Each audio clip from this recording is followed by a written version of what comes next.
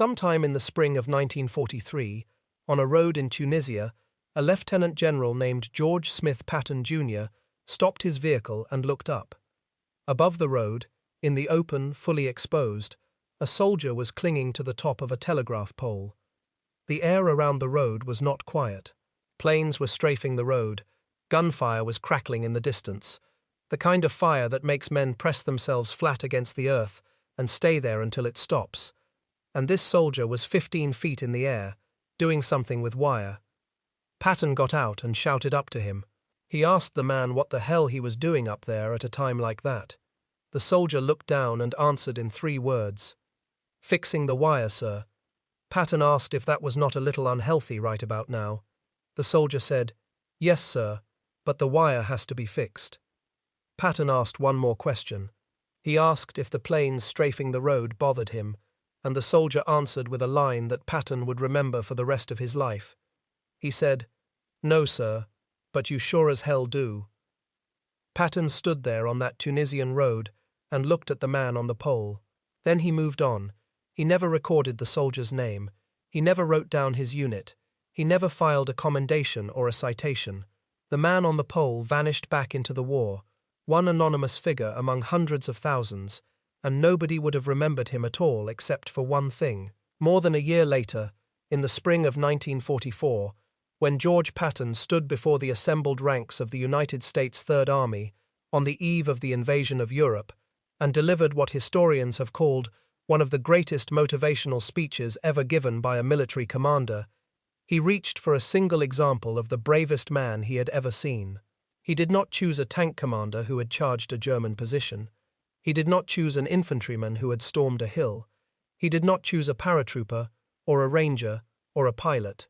He chose a signal soldier on a telegraph pole in Tunisia, fixing a wire under fire. If this story reaches you, a like helps it find others who care about these men, and if you are new here, subscribe, because this history matters. That choice, that specific selection by a man who had witnessed war across 3 decades, who had led cavalry charges and tank assaults and amphibious invasions, raises a question that no one at the time thought to ask. Why? Why would the most aggressive combat general in the American army single out a man whose job was not to kill the enemy, but to connect a wire? What did Patton see on that pole that everyone else had missed? The answer is not a simple one. It is not a story about one brave man doing one brave thing. It is a story about what held an entire army together, about the invisible thread that connected every order to every rifle, every general to every gun. It is a story about why the American army in North Africa nearly lost the war before it began, how a thin copper wire, maintained by men no one noticed, became the difference between victory and catastrophe. And it is a story about why the Germans, who understood the importance of that wire better than the Americans themselves, spent 2 years exploiting its absence and still lost. But before we can understand what Patton saw on that pole, we need to understand what was happening beneath it. We need to understand why a wire mattered more than a tank in the deserts of North Africa. And that story begins not with the Americans at all. It begins with a German captain named Alfred Seebohm and a unit so secret that most of the Allied army did not know it existed until the day it was destroyed. In the spring of 1941, a signals intelligence company, designated Nachrichten für Aufklärung Kompanie 621, arrived in North Africa under the command of Hauptmann Alfred Seebohm. The unit's soldiers referred to themselves as the Circus, partly because their collection of vehicles looked nothing like a military formation. They traveled in commandeered civilian buses, wireless lorries, and nondescript trucks fitted with antennas and radio receivers. Many of these vehicles had been seized in France or elsewhere in occupied Europe, and their decidedly non-military appearance meant that Seebohm's outfit looked nothing like the armored columns and supply convoys of Rommel's Afrika Korps. They carried no heavy weapons. They were not trained for combat. They were something far more dangerous. They were listeners. Seebohm's mission was precise. He was to intercept Allied radio traffic, decode it, and deliver the intelligence directly to Field Marshal Erwin Rommel, the commander of the Afrika Korps. And Seebohm was devastatingly good at his job. His intercept platoons positioned themselves dangerously close to the front line, sometimes less than 3 miles behind the fighting, where reception was strongest. His linguists and cryptanalysts, many of them fluent English speakers, monitored British radio nets around the clock. They decoded messages, identified units by their radio signatures, tracked troop movements by direction finding, and delivered their analysis to Rommel's headquarters, sometimes within minutes of interception. The result was something close to omniscience. Rommel often had Allied signals in his hands before the commanders those signals had been addressed to.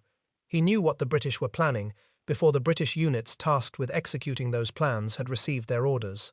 His direction-finding teams located the 1st South African Division at Bardia, the 11th Indian Brigade at Marawa, and the 1st Armoured Division at Machili. When an Allied unit planned a breakout from Tobruk, a decoded message revealed the exact routes the unit intended to use. That unit suffered heavy casualties when it tried. One of Rommel's staff officers later observed that British officers were quite broad-minded in making speeches during combat, and that the Germans had the possibility of making important conclusions from those speeches. Rommel himself acknowledged that in the desert, radio was the only possible form of communication, a medium as dangerous as it was valuable, and the British used it more carelessly than ever. This intelligence advantage was not marginal, it was decisive. Time and again, Rommel maneuvered his forces to exactly the right position, at exactly the right moment, and the British could not understand how. They attributed his success to tactical genius, which he had, and to luck, which he also had. But the foundation beneath both was Captain Seebohm's headphones and the Allied habit of saying too much over open radio channels. The 621 even intercepted reports from the American military attaché in Cairo, Colonel Bonner Fellers, whose dispatches to Washington, encoded in a compromised cipher, gave Rommel detailed assessments of British strength, morale, and intentions.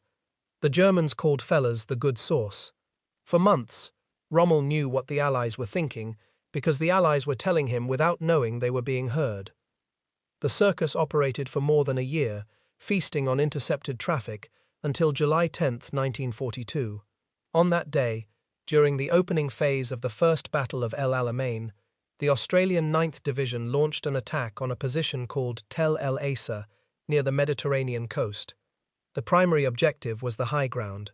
Seebohm's unit, 200 men and 40 vehicles camped in an area roughly 700 meters by 300 meters behind the Italian Sabratha Division's forward defenses near the beach, was not the target. It was simply in the way. Seebohm's own men had questioned his decision to position the unit so far forward. One of his subordinate officers had asked why the site was so dangerously close to the front line. Staff Sergeant Hassler noted that Seebohm personally chose the position at Tel El Asa and refused to move even when his subordinates warned him about the frequent Allied reconnaissance flights over the area. Seebohm had prioritized reception quality over security. The site near the beach provided uninterrupted reception from his priority targets. It was the best listening post in North Africa, and it was about to become a graveyard. The Australians of the 2nd 24th Battalion overran the position. Seebohm's men fought for over an hour, frantically trying to destroy their documents and equipment, but they were a signals unit, not an infantry company. Most were killed or captured. 73 men from the intercept platoons were taken prisoner. Captain Seebohm himself was mortally wounded and died of his injuries days later. When Allied intelligence officers examined the captured documents, they discovered the full scope of what Seebohm had been doing. Historians have since called it quite the most important intelligence coup of the entire North African campaign. Rommel, when he was told of the unit's destruction, was furious. He had suddenly lost his best source of battlefield intelligence. But the lesson of the 621 was not just about one destroyed unit. The lesson was about a vulnerability that ran through every radio transmission on every battlefield in North Africa. Radio could be intercepted. Radio could be decoded. Radio could tell the enemy where you were, what you planned, and when you planned to do it. Rommel himself understood this vulnerability from the other side. He knew what radio could reveal, because he had spent 2 years profiting from what his enemies revealed. By the time of the Kasserine offensive in February of 1943, The Afrika Korps was far more disciplined about its own radio traffic than the Allies had ever been about theirs. And that lesson had a direct consequence for how the American army would fight in Tunisia. Because if radio was the problem, then the answer was wire. A copper wire, strung between two field telephones, carrying a voice signal that could not be intercepted at a distance, could not be direction found, and could not betray your position to a German listener. The only way to compromise a wire was to physically touch it, and the only way to silence it was to cut it. That is where the signal soldier enters the story, not as a supporting character, as the man holding the entire army together. The instrument at the center of this story weighed about 10 pounds. It was called the EE-8 field telephone. It came in a leather case with a shoulder strap, later replaced by olive drab canvas as the war progressed. It ran on 2 D-cell batteries and used a hand-cranked magneto to generate the ring signal. Its maximum transmission range over field wire was roughly 7 miles. It was not elegant. It was not complex. But during the Second World War, the EE-8 was more important to the United States Army than almost any weapon it carried. That is not an exaggeration. The National World War II Museum has stated plainly that the phone was preferred to the radio and that the EE-8 was much more reliable than the backpack-mounted walkie-talkie, the SCR-300, and the handheld radio, the SCR-536. The reasons were straightforward. Radio in 1943 was fragile, limited in range, plagued by static and atmospheric interference, drained by batteries that were difficult to resupply in the field, and, as Seabohm had proved, vulnerable to interception. Wire was none of those things. A properly laid wire line, connected through a switchboard, gave commanders a secure, reliable voice link that worked in rain, sand, heat, and bombardment, as long as the wire was intact. The wire itself came in 2 types. The heavier variety, designated W110B, was a twisted pair of steel and copper conductors that weighed roughly 130 pounds per mile and could carry a voice signal up to 20 miles through a switchboard. It was laid from reels mounted on trucks or hand carts, strung along roads, lashed to poles and trees and fence posts, buried in shallow trenches under roads where vehicle traffic would crush it, and patched through portable switchboards that turned a network of individual phone connections into a functioning communications grid. The BD-71 switchboard handled 6 lines. The BD-72 handled 12. A corps headquarters might have several of these boards operating simultaneously, routing calls between divisions, artillery battalions, air support commands, and rear echelon supply depots. The lighter variety, designated W130, was called assault wire. It weighed only about 30 pounds per mile and had a range of roughly 5 miles. It was designed to be laid fast, by hand, by a lineman carrying a reel on his back, while moving forward with attacking infantry. It was temporary, disposable, meant to provide voice communication in the first critical hours of an advance before heavier wire could be strung behind it. Both types shared the same vulnerability. A single artillery shell landing on or near a wire line could sever it. A tank rolling over an improperly buried wire could crush it. A vehicle snagging a line strung too low across a road could rip it apart. And when a wire went dead, everything connected to it went silent. The artillery observer lost contact with his battery. The infantry commander lost contact with his flanks. The corps commander lost contact with his divisions. And when that happened, someone had to go out and fix it. That someone was a signal corps lineman, and the place where the wire had been cut was, by definition, the place where shells had just been falling, because that is what cut the wire in the first place. The army that fielded these linemen had to build them from nothing.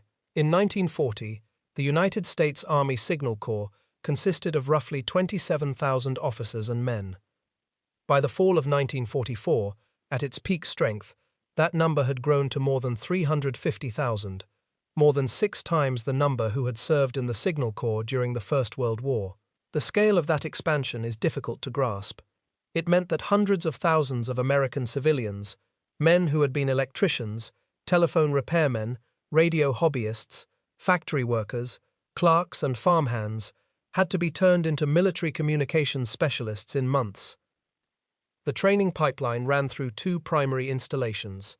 The Eastern Signal Corps Training Center at Fort Monmouth, New Jersey, was the home of the Signal Corps. Its laboratories had developed the Army's first radar, successfully demonstrated in 1937. During the war, Fort Monmouth housed an officers' school, an officer candidate school that graduated 21,033 Signal Corps second lieutenants between 1941 and 1946, an enlisted school, and a basic training center at a subpost called Camp Wood. The second major installation was Camp Crowder in Missouri, a vast facility that trained recruits in 40 different communications specialties, from radio repair to wire splicing to switchboard operation to the maintenance of the radar sets that were becoming increasingly vital to the war effort. The men who arrived at these installations came from every corner of American civilian life. They were hardware store clerks and dairy farmers, high school teachers and factory hands, telephone company linemen who already knew their way around a pole but had never done the work while someone tried to kill them. They were sorted by aptitude tests and assigned to specialties. Some went to radio repair, some went to cryptography, some went to the new and mysterious field of radar maintenance, and some, the ones with steady hands and a tolerance for heights and a willingness to work outdoors in bad weather, were sent to the wire sections, where they would learn the job that would put them closest to the fighting without a weapon in their hands. At Fort Monmouth and Camp Crowder, men who had never climbed a pole learned to climb poles. Men who had never handled a reel of wire learned to lay wire at a run across open ground.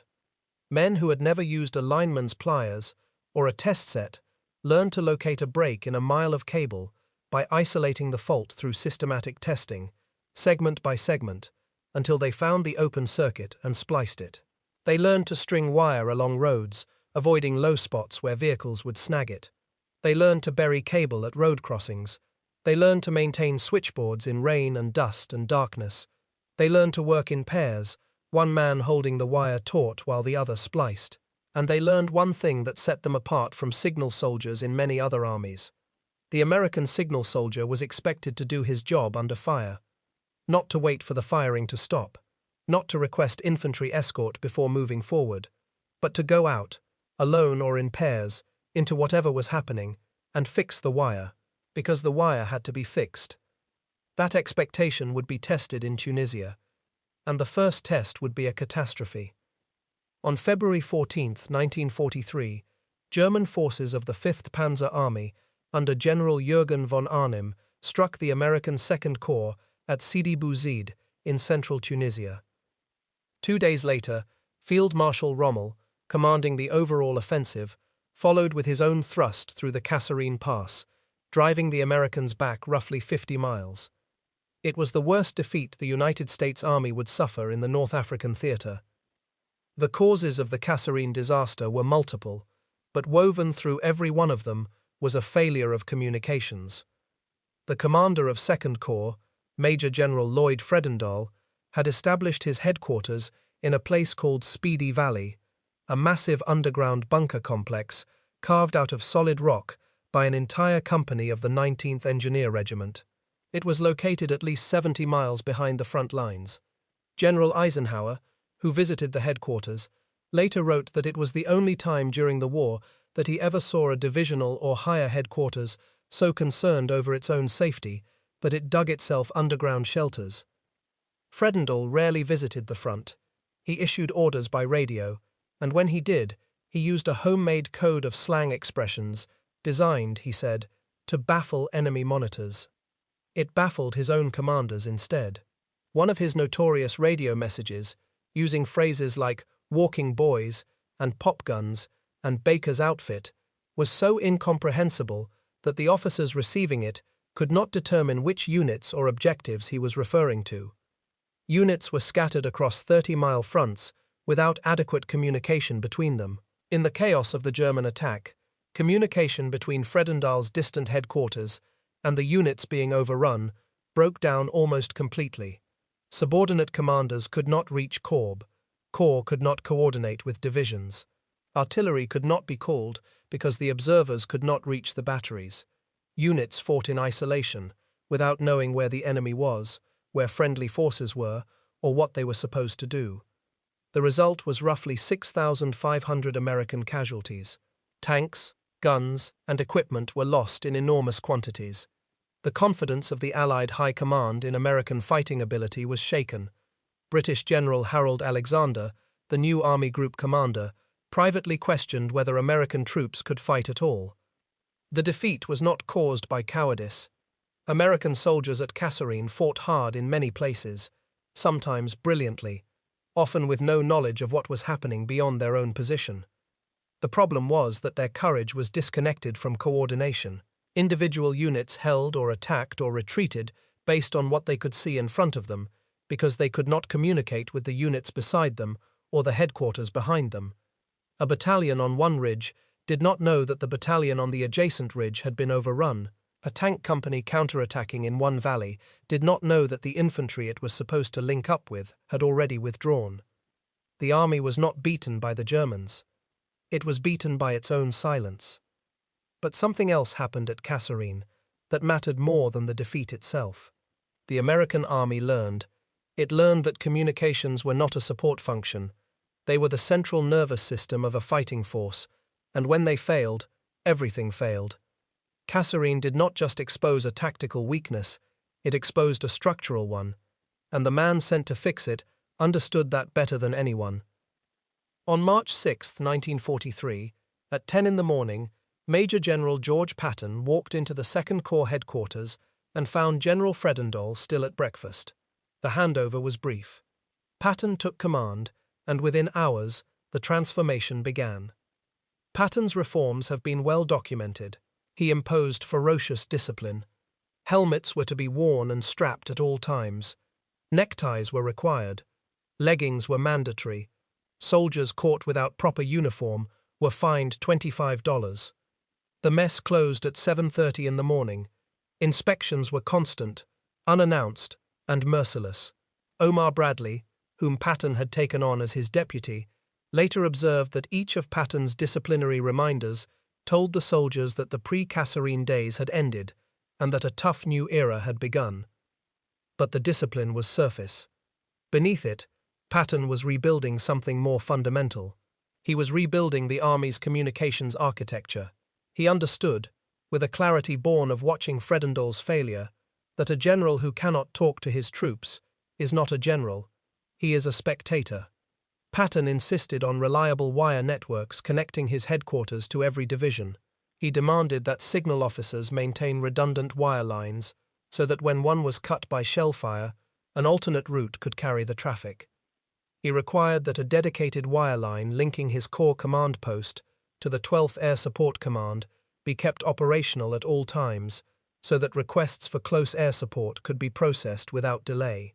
He kept units massed rather than scattered across vast distances as Fredendall had done, which meant the wire network could be shorter, denser, and more resilient.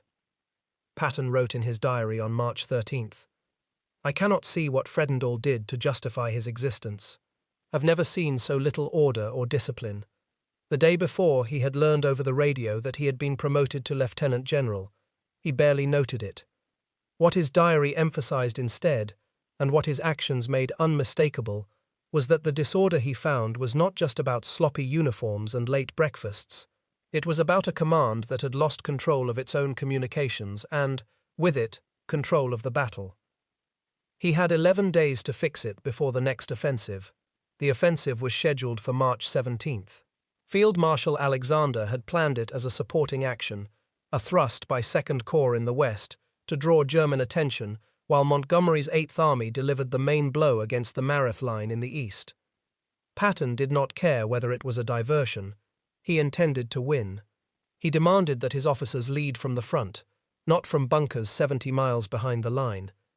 His attack order made clear that he expected his staff to share the risks of the men they commanded. The signal officers attached to every division and regiment understood what the new commander required. Wire lines were laid in duplicate and triplicate along separate routes so that a single barrage could not sever all connections to a given unit. Switchboards were positioned closer to the front and protected with sandbags and overhead cover. Linemen were assigned in shifts so that repair crews were available around the clock, day and night. ready to move the moment a line went dead.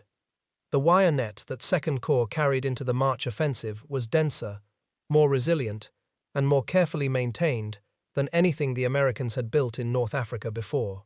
It was the product of lessons paid for in blood at Kasserine, and the signal soldiers who built it knew exactly what would happen if it failed. The sequence unfolded with the precision Patton demanded. On March 17th, the 1st Armored Division retook Gafsa without significant resistance.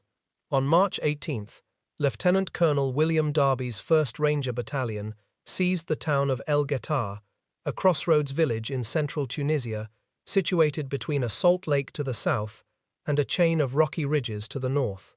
By March 22nd, the 1st Infantry Division, the Big Red One, commanded by Major General Terry de la Mesa Allen, had seized the ridges northeast and southeast of El Ghetar, smashing several Italian battalions of the Centauro Division and taking hundreds of prisoners.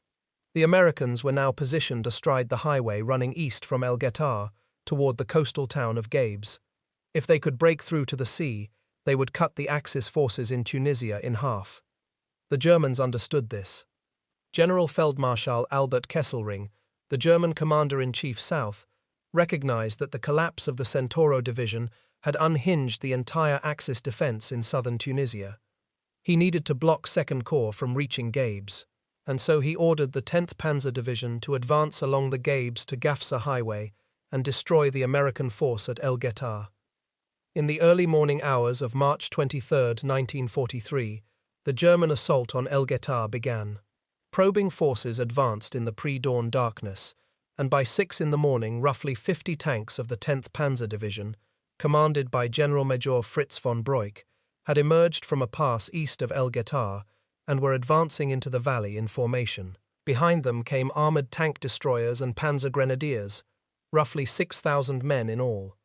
This was the same German armored force that had shattered American units at Kasserine barely a month earlier. The German commanders who had watched American troops crumble at Kasserine expected this attack to produce the same result.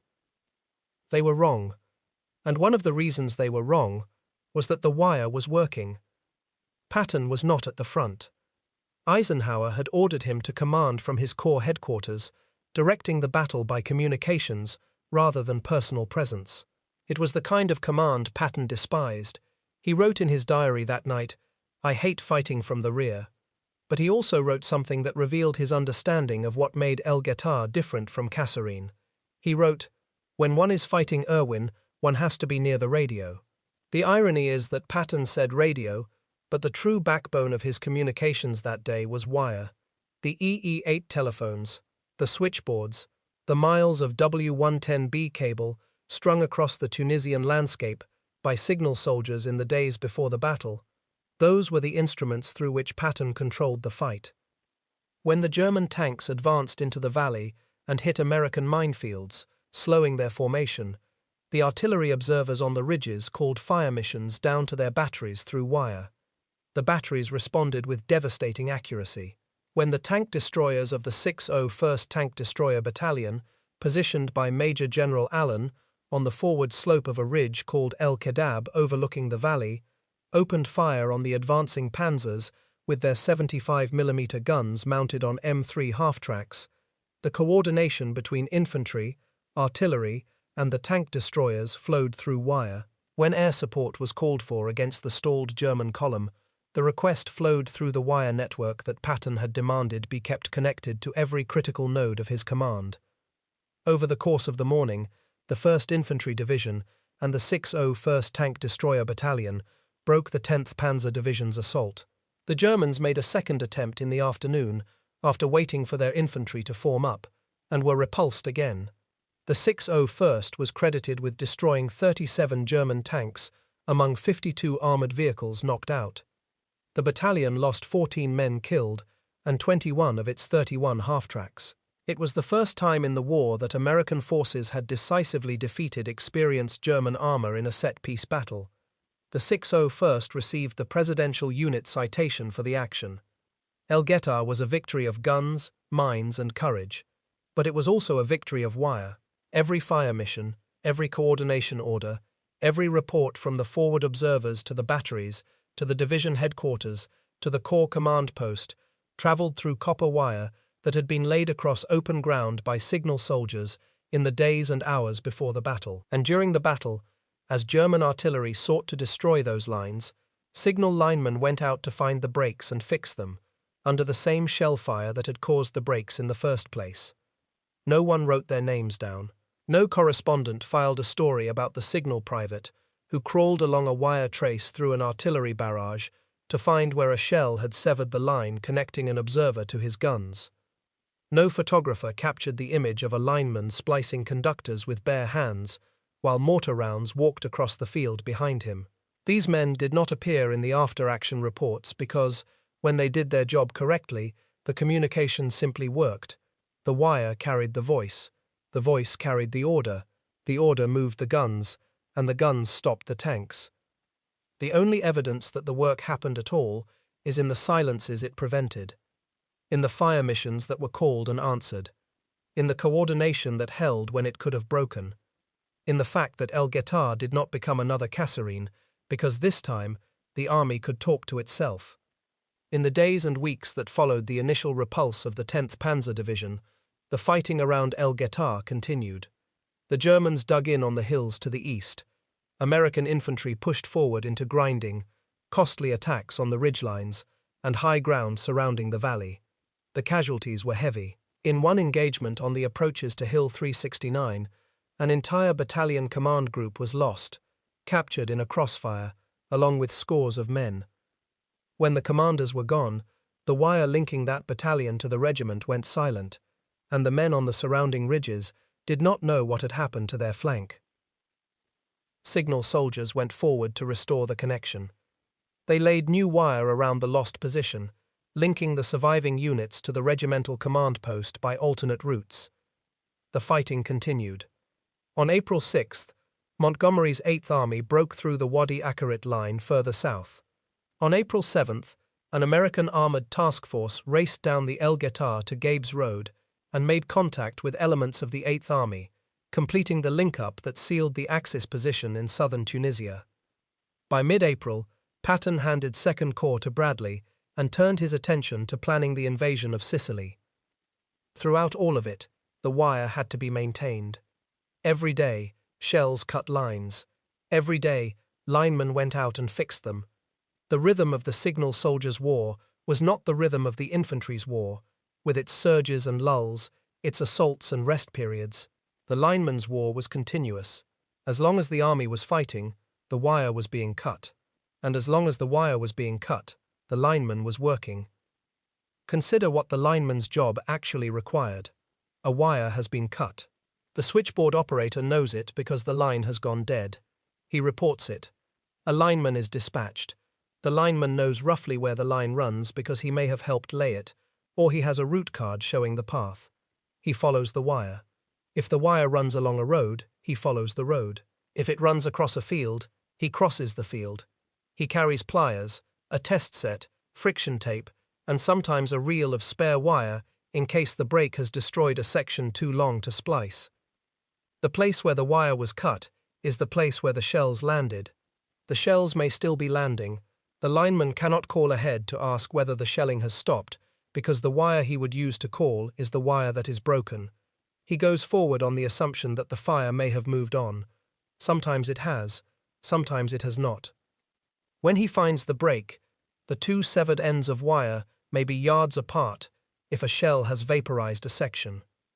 He strips the insulation from both ends with his pliers, twists the copper conductors together, wraps the splice in friction tape, and tests the line with his test set. If it shows continuity, the line is live. He goes back. If there is a second break further down the line, he keeps going. A single artillery barrage could cut a line in 3 or 4 places across a quarter mile. The lineman fixes each one, in order, moving through the impact zone, until the full circuit is restored. And then he waits, because the next barrage will cut it again, and he will go back out and fix it again. That was the lineman's war. Not one act of courage but a chain of them, repeated, day after day, for as long as the fighting lasted. There were other hazards beyond artillery. Snipers targeted anything that moved in the open, and a lineman following a wire across a field was a moving target who could not take cover without abandoning the wire he was tracing. Mines were laid along roads and at intersections, and wire was often routed along roads because roads were the fastest path between positions. A lineman following a wire into an intersection that had been mined since the wire was first laid had no warning.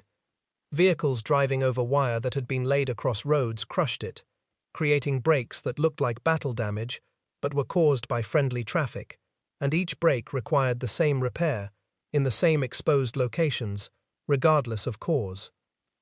At night, the work became harder in different ways. The lineman could not use a light because a light drew fire. He followed the wire by touch, hand over hand, feeling the insulation beneath his fingers, stopping when he felt the raw end of a severed conductor. He spliced in darkness, working by feel, wrapping tape around a joint he could not see, testing the line by cranking the magneto on his test set, and listening for the tone that meant continuity. If the splice held, the line was live. If it did not, he stripped it and started over, still in the dark, still exposed, still listening for the sound of incoming shells. This was not heroism in the way that word is usually understood. It was not a charge. It was not a last stand. It was a man with a pair of pliers, walking toward the sound of explosions, because a wire had to be fixed, and he was the one whose job it was to fix it. The courage required was not the explosive, adrenaline-fueled courage of an assault. It was the cold, deliberate kind, the kind that requires a man to keep walking when every instinct tells him to lie flat and wait. Patton recognized that kind of courage.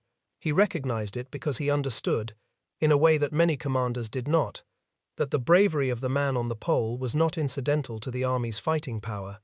It was foundational. Without the wire, the artillery could not fire. Without the artillery, the infantry could not advance. Without the advance, the war could not be won. The entire chain, from the general's order to the shell leaving the barrel, passed through the hands of a man no one thanked and no one remembered. And that is why, more than a year later, standing before the Third Army in England, on the eve of the greatest amphibious invasion in history, Patton told the story. The speech was delivered multiple times in late May and early June of 1944, to different units of the Third Army, always without notes, always from memory. Patton arrived in a long black staff car, mounted a raised platform surrounded by his soldiers, seated on surrounding hills, and spoke in the hard, profane, vivid language that made men remember every word he said. He was an extemporaneous speaker who never wrote down his remarks, and he wore the scowl he called his war face, the expression he used to project the image of a commander who was afraid of nothing. No single definitive text exists. The surviving versions were reconstructed decades later from the recollections of soldiers who heard it. Charles Province, the founder of the George Patton Historical Society, compiled the most widely known version from numerous accounts. Historians who have studied the speech, including the editor of the Patton Papers, have confirmed that no single definitive text survives. But across every reconstruction, the lineman is there. One of the bravest men that I ever saw, Patton told his soldiers, was a fellow on top of a telegraph pole in the midst of a furious firefight in Tunisia, and then he recounted the exchange, the 3 questions and 3 answers, and ended by saying, "Now, there was a real man, a real soldier. There was a man who devoted all he had to his duty, no matter how seemingly insignificant his duty might appear at the time, no matter how great the odds." That last phrase is the one that matters. No matter how seemingly insignificant his duty might appear. Patton was telling an army of 250,000 men, on the eve of combat, that the measure of a soldier was not the glamour of his assignment or the visibility of his role. It was whether he did his job when doing his job might kill him. And the example he chose, the single example from every battle he had fought across decades of military service, was a man whose job was to fix a wire. He was not making a casual observation. He was making a deliberate statement about what holds an army together. He was telling every truck driver, every cook, every ammunition handler, every quartermaster clerk, and every signal lineman in the Third Army that their work mattered as much as the work of the rifleman and the tank crew. that the army was not a collection of combat soldiers supported by a tail of lesser men. It was a single organism, and every part of it was vital, and the man on the telegraph pole in Tunisia was proof. The soldier on the pole was never identified. His name does not appear in any archive, any unit roster, any citation file.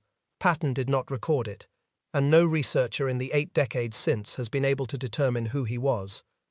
This is not unusual. It is the nature of the work. Signal linemen did not operate in front of witnesses. They operated alone, or in pairs, on roads and in fields, often at night, often in the rain, following the wire wherever it led. When they succeeded, the line worked, and no one asked who had fixed it. When they failed, the line stayed dead, and someone else was sent. But the anonymity of the man on the pole is not a gap in the historical record. It is the historical record. It tells us something essential about the kind of war the signal soldier fought. It was a war without audience, without recognition, without the possibility of glory. The infantryman who stormed a position might earn a silver star. The pilot who shot down a fighter might see his name in a newspaper back home. The medic who carried a wounded man through fire might receive a commendation read aloud at a formation. The signal lineman who kept the wire alive through a barrage earned nothing but the knowledge that the next barrage would cut it again, and he would have to go back. There is a particular loneliness in that kind of service. The infantryman fights alongside his squad. The artilleryman fires with his crew. The signal lineman traces wire alone. He walks or crawls through terrain that other soldiers have been ordered to avoid, because the break is where the danger is. He works with his hands, close to the ground, focused on copper and insulation and tape, while the war happens around him. He is not attacking, he is not defending, he is connecting, and connection, the most essential function in any army, is also the most invisible one. No one sees a phone line working, they only notice when it stops. That invisibility is why Patton's choice of the lineman matters so much. By singling out a signal soldier, by calling him the bravest man he had ever seen in front of 250,000 troops, Patton was doing something that generals almost never do. He was making the invisible visible.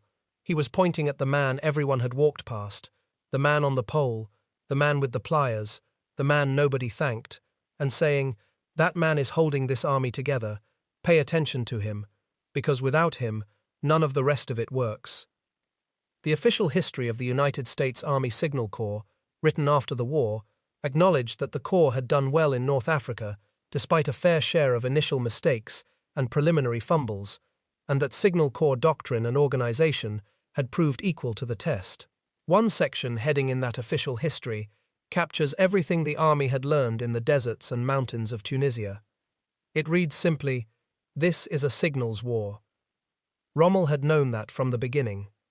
His entire intelligence operation, the 621, the intercept platoons, the direction-finding stations, had been built on the understanding that the side that controlled the flow of information controlled the battlefield. The Americans learned it at Kasserine, when the flow collapsed and the battle collapsed with it, and they proved it at El Guettar, when the flow held and the tanks were stopped. The lesson carried forward through every campaign that followed. In Sicily, the 53rd Signal Battalion, the same battalion that had supported 2nd Corps in Tunisia, laid roughly 1,500 miles of wire across the rugged terrain of an island where mountain roads switchbacked through gorges, and every position seemed to look down on every approach. On the beaches of Normandy, on June 6, 1944, the 1st Signal Company, attached to the 1st Infantry Division, the same big red one that had fought at El Guettar, landed under heavy mortar, artillery, and machine gun fire. The first group of 4 officers and 75 men came ashore at 90 minutes after the initial assault wave. They set up their first radio sets less than 5 feet from the water's edge, crouching behind whatever cover the beach offered, and as soon as the machine gun nests on the bluffs had been cleared, the wire teams began laying their lines inland. The wire that connected the beachhead to the units pushing up the draws and onto the bluffs of Omaha Beach was laid by men who had waded ashore through the same fire that killed the infantrymen beside them, carrying reels of cable instead of rifles. During the Battle of the Bulge, in December of 1944, when Patton's Third Army executed one of the most remarkable feats of the war, pivoting 90 degrees and racing north through ice and snow to relieve the besieged garrison at Bastogne.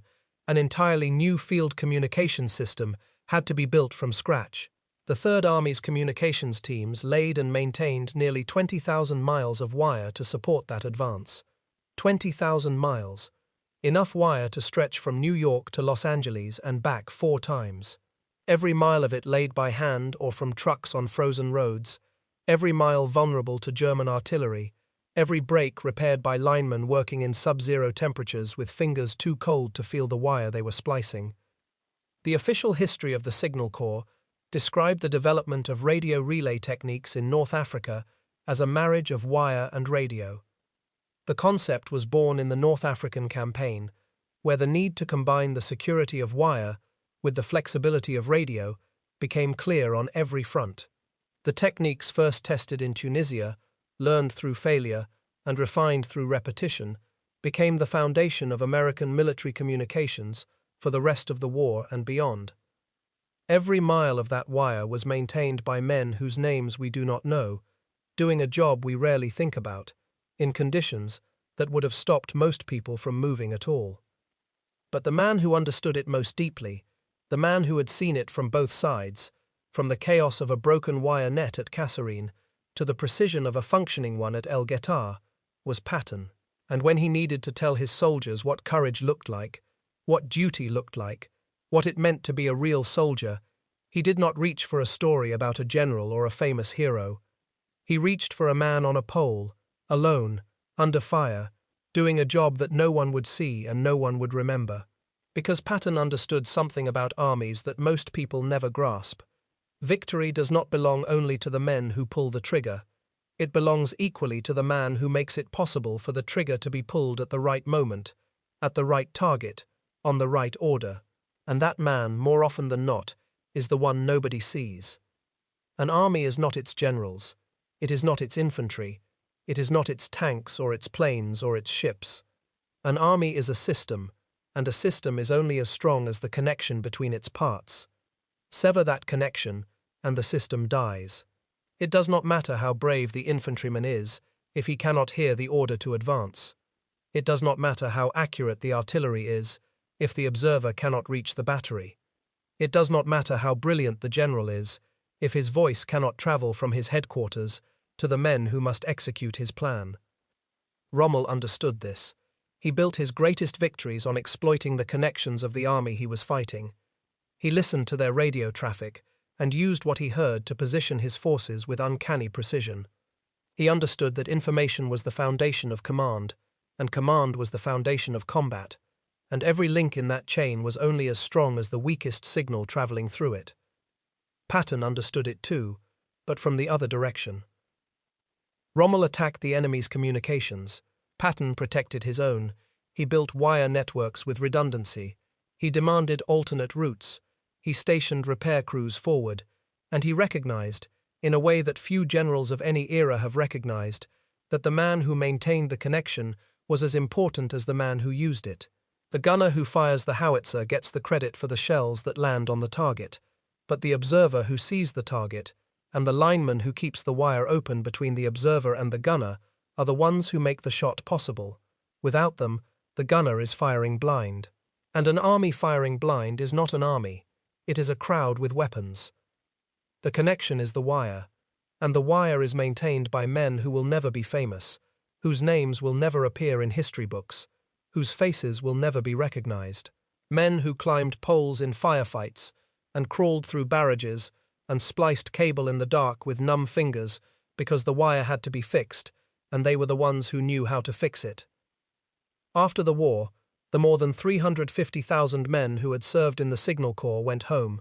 They went back to the towns and cities and farms they had come from, back to wives and families and neighborhoods that had changed while they were gone. Some returned to the telephone companies and power companies where they had worked before the war and climbed poles for a living, this time without anyone shooting at them. The work would have felt familiar, the same tools, the same wire, and the same heights. But something was different. The silence at the top of a pole on a quiet street in Ohio was not the silence at the top of a pole on a Tunisian road with fighters strafing the dirt below. Both required steadiness. Only one required the understanding that steadiness might cost your life. Some became electricians, wiring the houses and businesses of a country that was building faster than it ever had before. The post-war housing boom needed men who could run cable, install circuits, and make connections work, and the Signal Corps had produced hundreds of thousands of them. Some used the GI Bill to study engineering and help design the communication networks that would connect post-war America by telephone and eventually by signals their wartime training had only hinted at. They carried with them the skills the Army had taught them at Fort Monmouth and Camp Crowder, the ability to lay a line, locate a fault, splice a break, maintain a switchboard under pressure. Skills that had kept an army alive and that now helped build a nation. Most of them never talked about what they had done in the war, not because they had forgotten, but because they did not think it mattered enough to mention. Their children and grandchildren knew they had served, knew they had been in the Signal Corps, and in many cases had no real understanding of what that meant. They did not know that their father or grandfather had followed a wire into an artillery barrage near El Guettar. They did not know that he had climbed a pole while Messerschmitt strafed a road outside Gafsa. They did not know that the phone call that brought the fire mission, that stopped the tanks, that saved the infantry, that held the line that won the battle, had travelled through a wire that he had spliced with his own hands 30 minutes before the call was made. The Signal Soldiers' War was not a war of monuments. It was a war of dial tones. The proof that he had done his job was the absence of silence. The phone rang. The voice came through. The order was heard. And no one asked how. George Patton knew how. He knew because he had fought a battle chained to a telephone, entirely dependent on the men who kept that telephone connected to the fight. He knew because he had watched an army collapse at Kasserine when the wire went dead and the voices stopped, and he had watched that same army, rebuilt and rewired, hold and win at El Guettar because the wire held and the voices carried through. And he knew because he had stopped his vehicle one day on a road in Tunisia and looked up at a man on a pole doing a job that might kill him, and instead of running from it, that man had told a 3-star general to stop bothering him and let him work. Now, there was a real man, a real soldier. The soldier on the pole never came home to a parade. He never received a medal for what he did that day. If he survived the war, he probably went back to a small town somewhere in America and never told anyone about the afternoon a general stopped beneath him while planes strafed the road. If he did tell anyone, they probably did not understand why it mattered. But Patton understood, and because Patton told the story, standing before 250,000 men on the eve of the liberation of Europe, we have it. One moment, preserved in the memory of a general, of a man whose name nobody knows, doing a job nobody noticed, in a war that was won by the men who connected the pieces. The wire had to be fixed, and he fixed it. Thank you for spending these minutes with these men. If this story reached you, a like is the single best way to help it reach others who care about this history. If you are not yet subscribed, now is a good time, and the bell ensures you never miss one of these. I would love to hear where you are watching from today. And if someone in your family served in the Signal Corps, or worked as a lineman, or did one of those quiet jobs in the war that nobody ever talks about, tell me about them in the comments. Every one of those men carried a story like the one you just heard. Most of them never told it. This is how we make sure they are not forgotten.